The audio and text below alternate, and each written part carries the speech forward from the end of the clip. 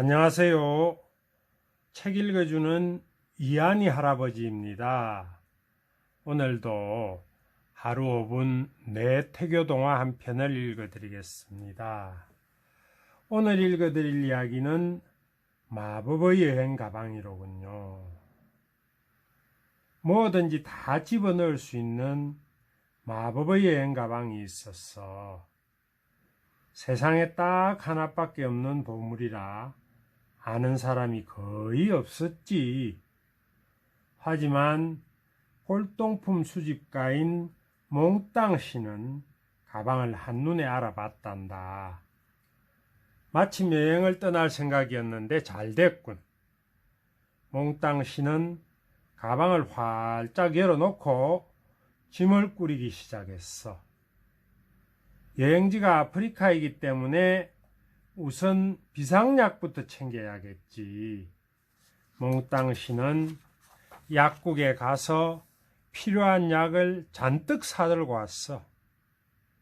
비상약만 해도 벌써 한 짐이야. 하지만 마법의 여행 가방이 있는데 무슨 걱정이겠어. 그런데 아프리카 음식이 입에 안 맞으면 어떡하지? 그래서 냉장고에 있는 음식을 전부 갖고 가기로 했어. 참 음식이 상하면 안 되잖아.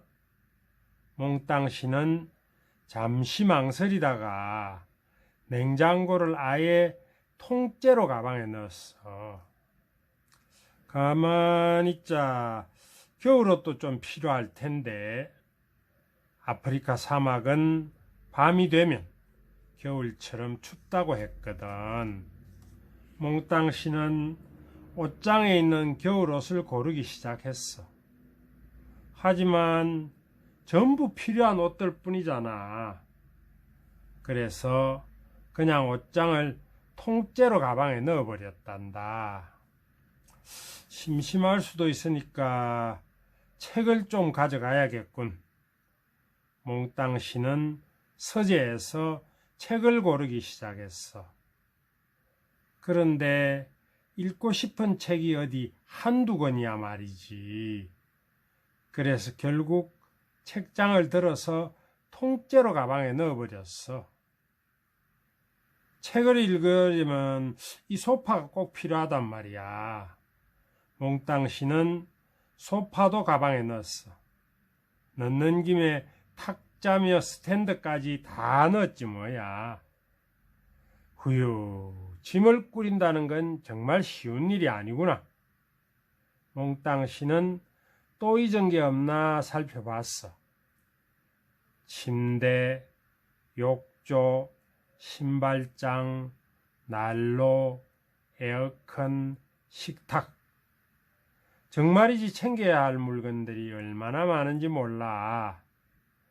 게다가 막상 혼자 떠나려고 하니 약간 쓸쓸해지기까지 해. 긴 여행인데 말벗이 필요하지 않을까? 어디 말벗뿐이겠어? 낯선 곳에서 오래 머물다 보면 그리운 게 한두 가지가 아닐 거야. 몽땅 씨는 현관문을 열고는 마을을 빙 둘러봤어. 아이고, 필요한 게 한두 가지가 아니구나. 몽땅 씨는 미처 챙기지 못한 것들을 다시 꼼꼼하게 챙겼어. 자, 드디어 떠나는구나. 몽땅 씨는 여행 가방을 돌돌돌 끌며 아프리카로 향했어. 비행기를 2번 갈아타고 기차와 버스, 배를 차례로 갈아타야 할 만큼 긴 여행이었지. 아무튼 그렇게 해서 마침내 드넓은 아프리카 초원에 도착한 거야. 눈앞에는 평생 꿈꿔왔던 대자연이 펼쳐져 있었어. 그래, 바로 이거야. 문명의 때가 묻지 않은 순수한 자연. 몽땅 씨는 지평선 끝에서 불어오는 신선한 바람을 한껏 들어 마셨어. 그리고는 천천히 가방을 열고 짐을 꺼내기 시작했단다. 여행 가방 속에서 제일 먼저 꺼낸 것은 자기가 살던 집이야. 그 다음 자동차를 꺼내고 이웃집이며 골목길, 가로수, 단골 빵집, 카페, 과일시장, 병원, 학교, 술집, 레스토랑, 그리고 이웃 주민들까지. 몽땅 씨는 가방에 있던 것들을 몽땅 밖으로 꺼냈어. 짐을 다 꺼낸 다음 몽땅 씨는 흐뭇한 기분으로 사방을 둘러봤단다. 눈앞에는 아프리카의 더 넓은 초원? 이 아니라 자기가 살던 마을이 고스란히 펼쳐져 있잖아. 이건 좀 이상한걸. 몽땅 씨는 아무래도 몇 가지는 가방에 도로 넣어야겠다 싶었어. 조금이라도 아프리카에 와 있다는 기분을 느끼고 싶었거든. 가만 보자. 뭐부터 넣을까? 몽땅 씨는 찬찬히 사방을 둘러봤어. 하지만 전부 다 필요한 것들 뿐이라 여간 고민되는 게 아니야. 어떻게 하면 좋을까? 잠시 고민한 끝에 결국 몽땅 씨는 이런 결정을 내렸어. 그래, 이 골치 아픈 것들을 다 놔두고 다시 여행을 떠나는 거야. 그러면서 이번에는 정말로 꼭 필요한 것들부터 하나하나 챙기기 시작했어. 물론 집부터 먼저 챙겼지. 어딜 가든 집은 꼭 필요하잖아. 단골빵집이며 카페도 꼭 챙겨가야겠지. 몇 년 동안 몽땅 씨는 이런 식으로 여행 아닌 여행을 계속했단다. 아프리카, 유럽, 아시아, 어딜 가든 몽땅 씨는 똑같은 집, 똑같은 마을에서 지냈어. 그러던 어느 날 몽땅 씨는 문득 집에 돌아가고 싶어졌어. 여행인 듯 여행 아닌 여행을 계속 하다 보니 향수병에 걸린 거야. 그런데 문제는 몽땅 씨가 여전히 집에 살고 있다는 거잖아. 집에 있는데도 왜 집이 그립지? 몽땅 씨는 혼란스러워졌어. 여행을 떠나도 떠난 것 같지 않고 집에 있어도 집에 있는 것 같지 않단 말이야. 몽땅 씨는 점점 우울해졌어. 그런데 하루는 누가 현관문을 똑똑 두드리는 거야. 열어봤더니 웬 집시 여인이 아기를 안고 서 있잖아. 며칠을 굶었는지 볼이 쏙 들어갔어. 이런 곳에 마을이 있는 줄은 몰랐어요. 부탁인데 하룻밤만 재워주세요. 아기가 너무 힘들어해요. 몽땅 씨는 잠든 아기를 한번 쓱 보고는 마지못해 문을 열어줬어. 빈 방이라면 얼마든지 있으니까 문제될 게 없잖아. 여인은 아기를 재우고는 시키지도 않았는데 집 청소를 하기 시작했어. 그런 다음 주방에 들어가서 제멋대로 요리를 하는가 싶더니 금세 식탁 위에 먹음직스러운 음식들을 차려놨지 뭐야. 몽땅 씨는 눈이 휘둥그레졌어. 평생 구경도 못 해본 요리들인데 맛도 기가 막혔거든. 은혜에 보답하고 싶어서 요리를 해봤어요. 내일 날이 밝는 대로 조용히 떠날게요. 여인은 연신 고개를 숙이며 고마워했어. 갈 곳은 있소? 아니요. 하지만 어딘가 우릴 받아줄 곳이 있을 거예요. 힘들면 며칠 더 묵어도 좋소.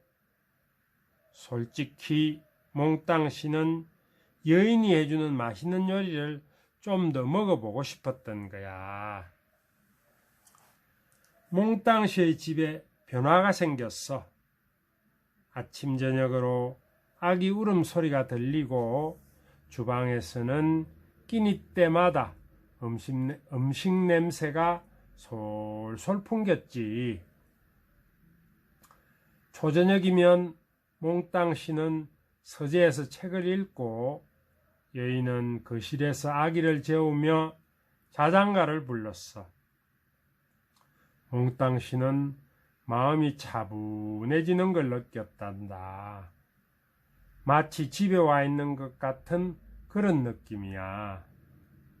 집에 있는데도 집이 그립다거나 여행을 떠나고 싶다는 생각 따윈 온데간데 없어졌어. 하루는 몽땅 씨가 집시 여인에게 말했어.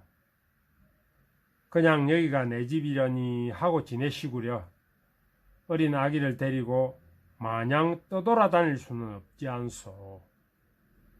여인은 고맙다며 눈물을 흘렸고 아기는 뭘 알고 그러는지 방실방실 웃기만 했어. 이따금 몽땅 씨는 유모차에 아기를 태우고 여인과 함께 마을 밖으로 피크닉을 떠나기도 했어. 도시락 가방 하나만 달랑 들고 말이야. 길든 짧든 여행이란 건 간편하게 떠나는 게 제맛이잖아.